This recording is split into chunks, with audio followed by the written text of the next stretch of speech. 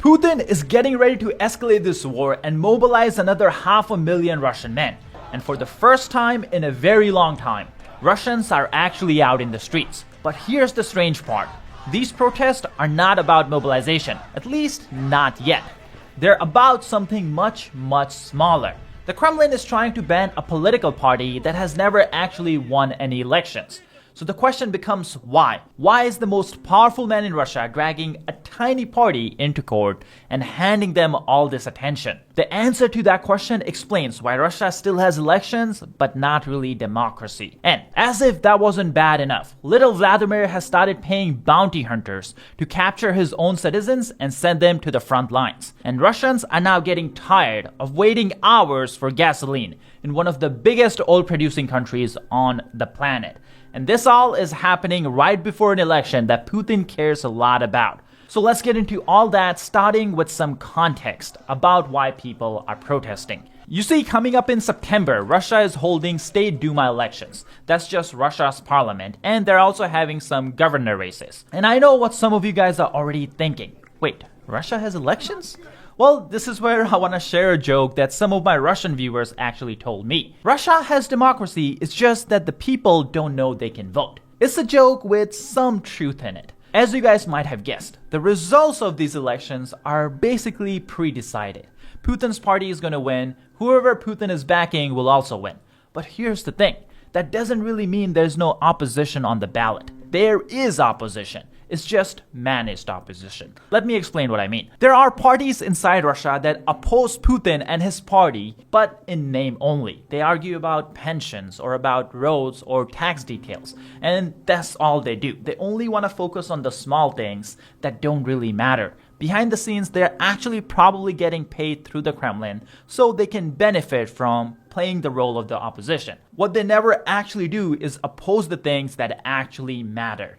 And this actually has a name. It's called controlled opposition. And remember that term because it comes back later in the video. Now, problem with having controlled opposition is that every once in a while we have a party or a candidate who slips through the cracks, meaning he's not really controlled. He's the real deal, a real candidate that's a genuine threat to Putin. And that's a scary thing for a dictator, even in a pre-decided election.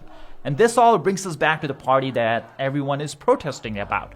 The party is called Yabloko, and hopefully I'm pronouncing that right, but it's basically the Russian word for apple. So when you see these protest clips, you see the captions of people chanting apple. Well, they're not really chanting about the food, they're chanting party's name, but I'm guessing the automatic translation messes it up. Now, Yabloko is the oldest liberal party inside of Russia, and in this election, it's the only party that's running on an anti-war platform.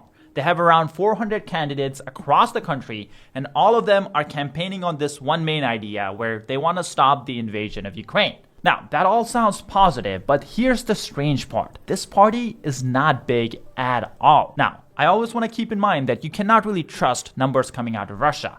But according to Russian polling, and if we just look at registration data for this party, the party sits at around 3 to 2% or 2 to 3% of support. They were never actually going to beat anyone in this election. And yet, right now, there's a judge in St. Petersburg that's deciding whether this party gets to exist on the ballot at all. And that's exactly what people are protesting. Here's that report. Hundreds of Russians have shown up to the Supreme Court in Moscow to voice opposition to Putin's new level of paranoia, where he will just ban a political party simply because it's challenging him.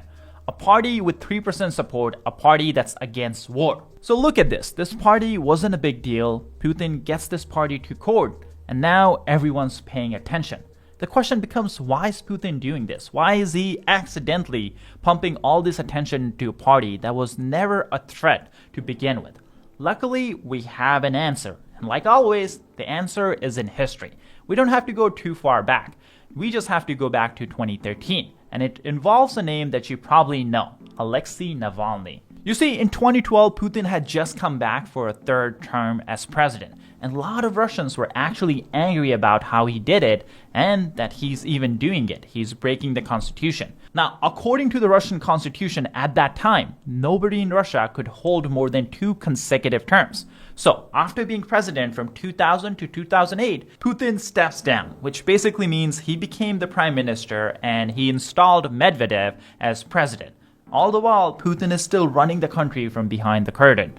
Then 4 years later, they swap back. And conveniently, the presidential term gets extended right before Putin takes over. So now Putin could sit as president for 6 years instead of 4. Now, I know in the future Putin is going to go and change that law again, but that happens in the future, so it's not really important for the story right now. So, at the story, we are in 2012, Putin wins the election, but in Moscow, the capital of Russia, he doesn't even crack 50% of support. In fact, Moscow was one of the few places in the entire country where Putin fails to get majority. And on top of that, there were massive protests in cities like Moscow and St. Petersburg, where people were literally walking and chanting against Putin because they did not want to go back in time. They did not want to become the Soviet Union again. And this is problematic for Putin because Moscow is where the elites live, the journalists, money, all that kind of stuff. And this is exactly when Putin was dealing with all this, we had a young lawyer who started becoming very popular online by exposing Kremlin's corruption. That lawyer's name was Alexei Navalny. He becomes so popular doing this that just a year later, in 2013, Navalny decides to run for mayor of Moscow. And here's the surprising part. The Kremlin actually lets him run. They didn't really try to stop him or anything like that. At least not yet. Now, Putin did have a plan here. Remember, in Russia, the Kremlin controls everything, especially the information space. TV, radio, newspaper, anything you can imagine, it's all pro-Kremlin. So people didn't really know about Navalny. People online knew, young people knew, but vast majority of Russia's population didn't know who he was. And thinking about this, Putin basically said or assumed that this guy wasn't going to win. He wasn't even going to make a dent in the election, so let's just let him run. And on top of that, internal Kremlin polling was showing that Navalny was going to win maybe single digits of vote share, so he wasn't going to be a big deal. That is exactly why they let him run. The plan was to show everyone in Russia they would let the loudest critic in the country onto a real ballot and then publicly destroy him in an election. The result would be proof to the public and to the elites that the system that Putin had built, well, it's rock solid, so don't even think about trying something. Unfortunately for little Vladimir, though, that's not what happened. In the election, Navalny ended up getting 27% of the vote, much higher than expected. He outperformed everyone's expectation. And Putin's candidate, on the other hand, Sergei Sobyanin, that was his name, got 51%. Now here's where this result becomes scary. Because under Moscow's rule, under the Russian constitution, if nobody clears 50%, the top two candidates actually go to a runoff. Sobyanin cleared that threshold by just a single percent, 1. Now think about what would have happened if this race actually went to runoff. Sobyanin versus Navalny, every single person who didn't vote for Sobyanin in the first election now just had one choice, Navalny. Now, we don't know if Navalny would have won, but the election, the runoff would have been a lot closer than what Kremlin is comfortable with. So that's exactly why the Kremlin took away one lesson from 2013, and that lesson was basically never let an opposition candidate onto a ballot, no matter how small that candidate really is. And that brings us back to Yabalko, the political party we were talking about. Putin knows he was never going to lose. He's never going to lose. But what he's actually afraid of is the vote count would prove to everyone exactly what percentage of the Russian public is against the war. Because remember, this is the only anti-war party on the ballot, which means every single vote for this party basically becomes a referendum on how many Russians actually oppose this war. That's the kind of data Putin does not want the public knowing, and Putin does not want the elites knowing, because that could become dangerous. Now, of course, there's a second layer to all this. Campaigns are basically legal organizing, and this party has 400 candidates, meaning 400 local operations where people who are anti-war Russians are getting together, meeting, talking, and coordinating. In a country that's actively crushing anyone who's trying to organize against the war, Putin does not want people to have a legal way to organize. This is exactly why he banned Telegram before the mobilization comes in. This is exactly why he's pushing everyone onto this state-controlled app called Max, where he can literally read every single message you send to anyone. Putin really wants to make sure that the opposition doesn't even get an ounce of oxygen, and this is exactly why he's shutting down this party. Now, remember that term I mentioned earlier, controlled opposition? Well, this is where that comes into play. Because technically speaking, Putin isn't the one who's trying to shut down this party. It's another opposition party that filed a lawsuit against this Yabalko party. That's what I mean by controlled opposition. And if you have seen this story before too, whenever Putin wants to do something, it's not his party that's doing the dirty work. It's some other party that suddenly comes up with that idea. Then out of nowhere, everyone just gets behind it. Putin's party, the parliament, even the court system, as you guys will see in just a second. Now, according to this controlled opposition party that filed the lawsuit, the claim is basically that Yabalka, this political party that's anti-war, is secretly funded from overseas. And that's why they should be banned. And the evidence they use for this claim is just laughable. They say that take a look at Yabalka's social media, more specifically their Instagram following, their Instagram likes, and their Instagram comments. And they said, all these followers, likes, and comments, they're coming from outside of Russia. And guess what? Russian courts actually accepted it, which is honestly insane because I could just go bought Putin's account with, say, like 10,000 followers on Instagram. And according to this rule, now Putin would not be able to rule Russia because he has foreign supporters. Now, this all sounds stupid, but unfortunately it worked. Take a look. Russian Supreme Court decides to ban only pro-peace party from parliamentary elections. That's the Russian democracy, where even courts are not really independent. They just listen to what Putin wants and they rule accordingly. But luckily, here's the thing. Hopefully, this may be too little too late, because there are still Russians who are very, very unhappy with the war and very unhappy with Putin. And they're saying it out loud. Take a listen to this Russian actor who's telling Putin exactly what's going to happen to him. Iranian drones won't help you. Calibers and grads won't help you. Your bullets will run out. You'll be trampled. I'll be glad. Now remember how this video started. Putin preparing to mobilize another 500,000 men. Well, it seems like that process is already underway and it's getting ugly. Russian army recruiters are resorting to increasingly coercive tactics, including snatching men off the street and tricking students into signing up, as Moscow's manpower advantage in Ukraine comes under strain. Now, this is not as widespread as Putin's probably going to do after the elections, but we are already seeing signs of this in the far-flung regions of Russia. Here we have a clip of a family trying to stop Russian recruiters from basically kidnapping their kid. Take a look.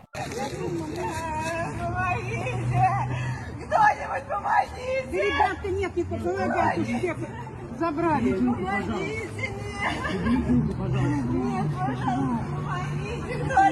Кто-нибудь,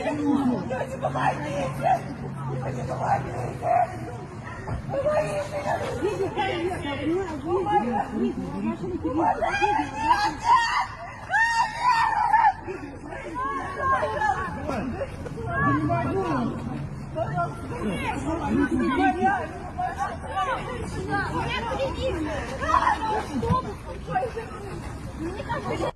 And on top of that, here's the bounty program I mentioned at the start of the video. Putin is now offering high cash rewards to bounty hunters so they can capture their fellow Russians and send them to the front lines. These mobilization experts are earning up to $12,000, so roughly 1,000,000 rubles, for capturing a Russian man and sending him to the front lines. Now, because of all this news and because of President Zelensky himself, who keeps talking about Russia's upcoming mobilization, ordinary Russians are hearing too much about this, and they're discussing this themselves. And that's something the Kremlin media cannot afford, because that creates problems that Putin will have to deal with for a very long time. So take a look at this clip from Russian media, and then I'll explain why they are so desperate to calm everyone down. Rumors that there's going to be mobilization. It's enemy disinformation that has been eagerly picked up and spread across our social media, and yet no one even stops to think for a second. Please tell me, what does mobilization actually mean? How do you imagine it? So now they'll come out and say that this is a war because for a full mobilization to happen, there has to be a war. So we declare war and everyone goes to the front. Which front? Everyone just gathers up and heads to the front. Given the conditions of modern warfare, this isn't the Great Patriotic War. The way it's conducted requires a very different set of knowledge, skills, and training from a soldier, as well as different weaponry. This isn't the generation that went through OSO Aviakim and DOSAF. These aren't the people who were taught basic military training in school. So, basically, we've raised a generation that no longer really understands what's being asked of it. They think their job is to regularly pick their teeth with one finger, and then pick their ass with the same finger. In other words, these are completely different people. And you expect someone to come out and tell this society with so many dumbasses in it, Citizens of the motherland, the homeland is in danger. The conscious, responsible guys are already there anyway.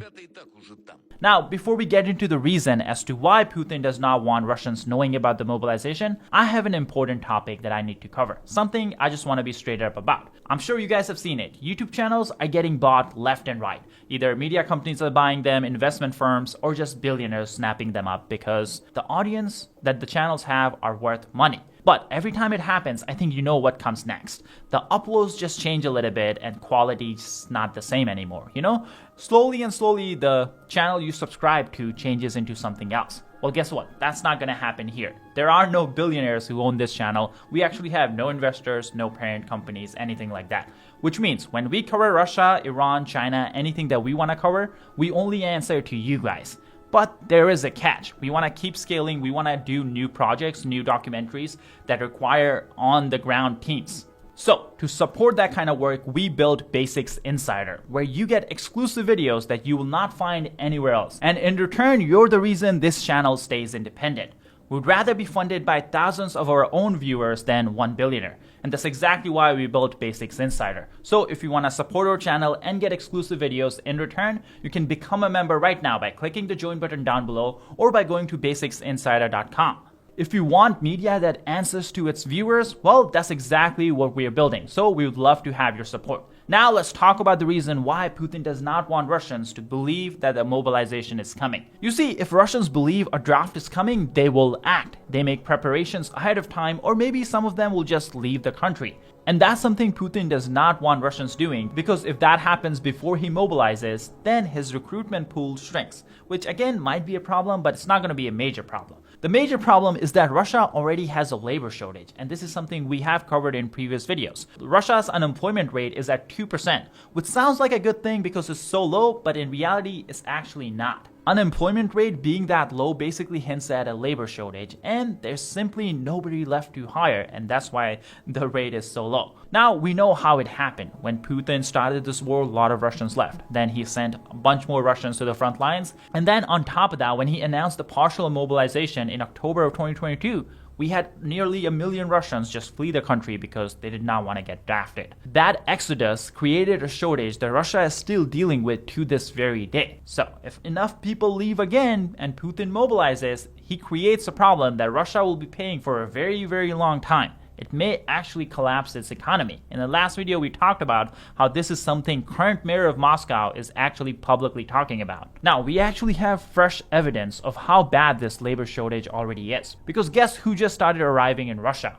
North Korean workers. Take a look at this report. Here we have video evidence of North Korean female brigades being sent into Russia